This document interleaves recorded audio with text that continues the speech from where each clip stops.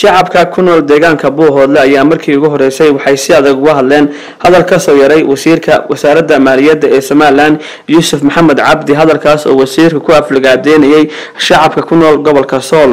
dhinaca kale waxay taageereen hadal ka soo yaray wasiirka hore wasaaradda caafimaadka ee Soomaaliland Dr. Salawaan Ciise Axmed Kaar oo isagoo hadalkaasi ka raali geliyay guud ahaanba shacabka ku dhaqan gobolka Sool iyo gobolada Sool Sanaag iyo Cayn dhinaca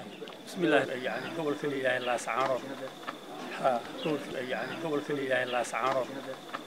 قبل كل إله إلا سعاره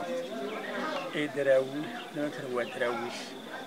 ولا أفر لو تنسى يدور فيه وبيناله وكذاب وبيناله وسيد كي كله ما قلت وزير كهاي يعني هي برواقة اللي لها ويلي سيد محمد عبد الله حسن يعني قلبها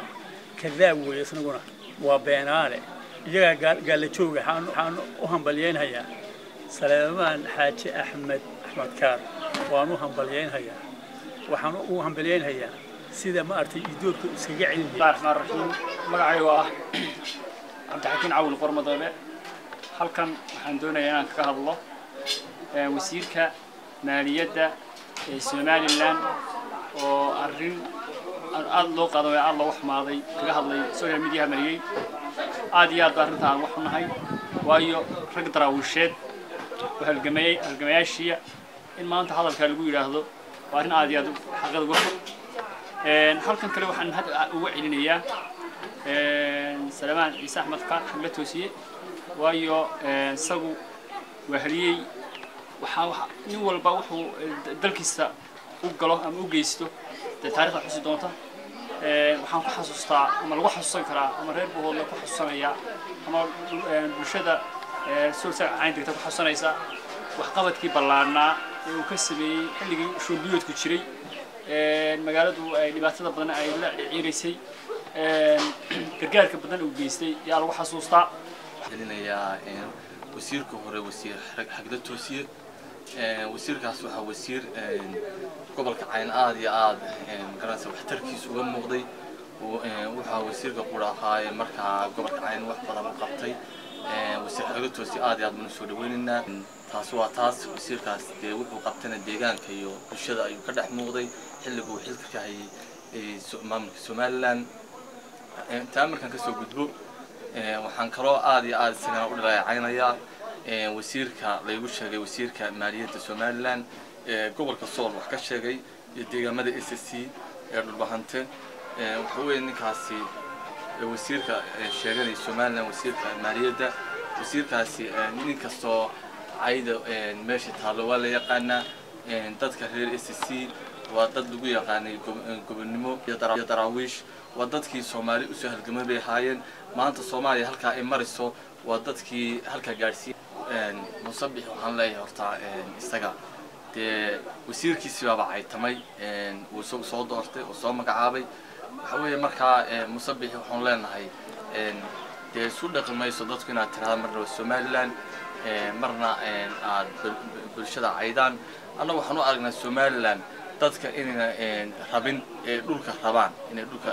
reer SSC ama dhulbahantin inay deganaadaan laakiin population-ka dhulbahante ayna u jeedin rabina annaguna waxaan leenahay annaguna ma rabno deegaamadiina iyo idinka toonna magacaygu waa Muxuudiin Faarax Aadan oo ku nool gobolka Cayn gaar ahaan magaalada degmada Buuhoodle yahay wasiirro hore oo ka tirsan xukuumadda ninka la yiraahdo Musabix ay hore u canjarafeeyeen deegaanada iyo dadka ka soo jeedada waxa nasiib darraa in maanta uu kana u noqdo kii labaad ee gobolka iyo deegaankaaba wax ka sheega Maxamed Cabdi Xasan cid la og yahay Sayid Maxamed Cabdi Xasan iyo Daraawishtu bay ahaayeen cid gumeysaha la dirartay ee dalka ka saartay mujaahidiinta asalka ah iyaga u bayna ahaayeen waxaa nasiib darra ah in maalin walba dad mas'uuliyiin sheeganaya ay waxyaabaha nooca laga yaqiiqsooda ay ku hadlaan oo ay bulshada dhan iyo deegaanada dhanba ay canjarafeeyaan gobolka Sool meelaha ugu nabadgelyada iyo amniga badan buu ku jirtaa guud ahaan deegaanada Soomaalida oo kale aan hambaliyo u dirayaa Salawaan Ciise Axmed Kaar oo isagu go'aankiisnimo la qaatay xorna uu ah isagu barnaamijkiisa waxa weeye Ali Cabdi Faarax halkan waxaan uga faa'iideysanayaa TV-gan arrintii ka dhacday Hargeysa ninkii caayay منطقة البهنتة وأفلقادا وأفلقادا باشا دن البهنتة وحنا هذا الكائن ما أنت مجيو ما أنا قبته طبعاً هو حكومة هم هذا أفعى 80 وكيانا صاحبه يبحث ينعي لبالوج يمشي ويوحي هاي وهم هسيها وحنكرهم هذين يا يصير كحقلة توسية أو توابي نكاس وهم هسين ويصير ناس والله هذا نكاس وعنباري هذا الورق سنوي وأنا كل أحسن يعني وقت أحسن magacaygu waa Khadar Jaamac Axmed waxaan ka soo horjeednaa wasiirka maaliyadda oo si xun u camaariyay magaalada Laascaanood ee beesha ka soo jeeda hadalkaas waa meel ka dhac waanu ka xunnahay aad baan uga soo horjeednaa waxaan taageersanahay wasiirka caafimaadka ee hore Dr. Salmaan Ciise Axmed oo si adag ugu jawaabay wasiirka maaliyadda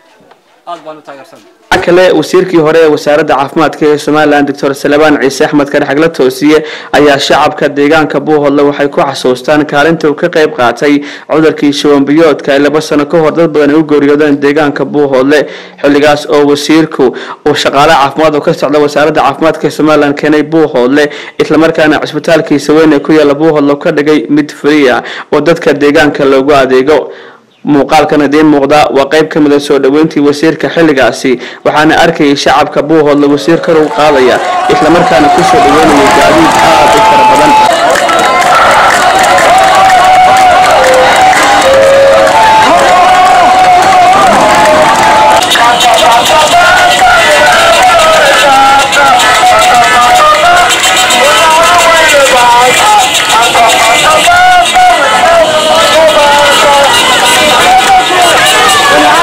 عثمان سعد الدكتور ورقة الفيش كعلمي جسمان نيوز مقالة بوه ولا حروس قبل